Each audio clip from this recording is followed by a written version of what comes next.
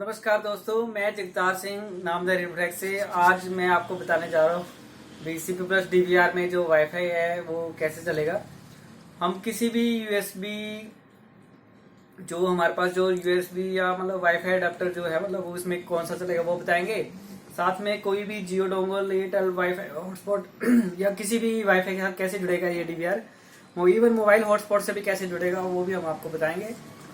तो मैं आपको बताता हूँ। हमने यहाँ पे सेटअप पहले से तैयार रखा हुआ है। जैसे कि हमारे पास यहाँ कोरल सीरीज का एक DVR है, इसका मॉडल नंबर है 04G1। ये मतलब जो है ये स्टार्टिंग रेंज का है DVR। मतलब जब ये HD नए नए आए थे, मतलब ये 720p 1080p वाले कैमरे चला लेता है। हमने ये DVR ये जो मैं आपको प्रैक्टिकल बताने जा रहा हूँ, ये वाईफाई ये है मतलब LB लिंक कंपनी का।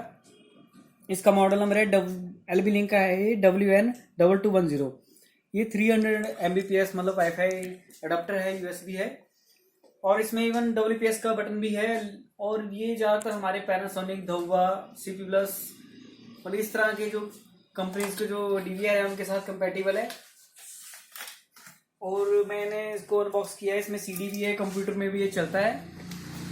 और हमने बहुत मतलब जो है मतलब यहाँ पे सक्सेस किया इसको लगा के, और कई जगह पे हमने कई रेयर साइट्स में भी लगाया जहाँ पे इवन सिर्फ एयरटेल या फिर जियो का ही सर्विस थी, मतलब सिर्फ।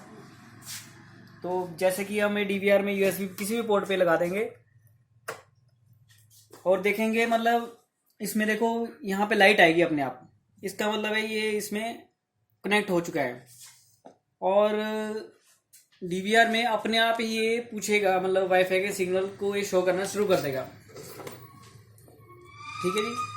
तो जैसा कि आप देख रहे हैं मतलब यहाँ पे वाईफाई का सिग्नल DVR में शो होना शुरू हो चुका है।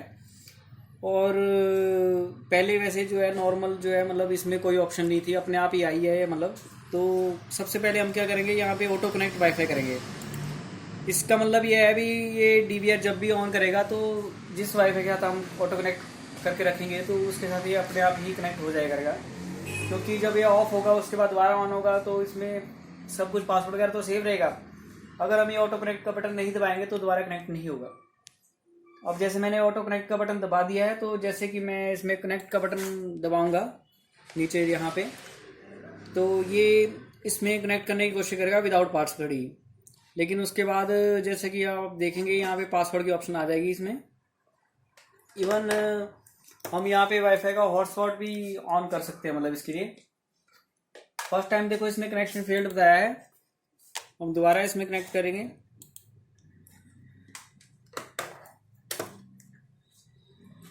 और इसमें वाईफाई की सिक्योरिटी, हर तरह की वाईफाई सिक्योरिटी ये एक्सेप्ट करता है। और इवन मैं इसमें हॉटस्पॉट ऑन कर देता हूँ अपने मोबाइल में, उसके साथ कनेक्ट करके देखते हैं ज़रा।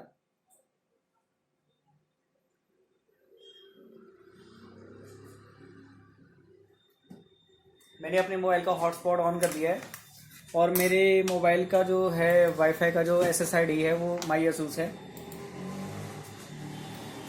यहाँ पे देख रहे हैं आप माई असूस आ चुका है। मतलब ये इमीडिएट ही सर्च कर लेता है, मतलब कोई नॉर्मल वाईफाई की तरह काम करता है मतलब DVR। और यहाँ पे बता रहा है प्लीज़ इनपुट पासवर्ड फर्स्ट। तो जैसे कि हमने जो पासवर्ड रखा होगा वो मैं डाल देता हूँ।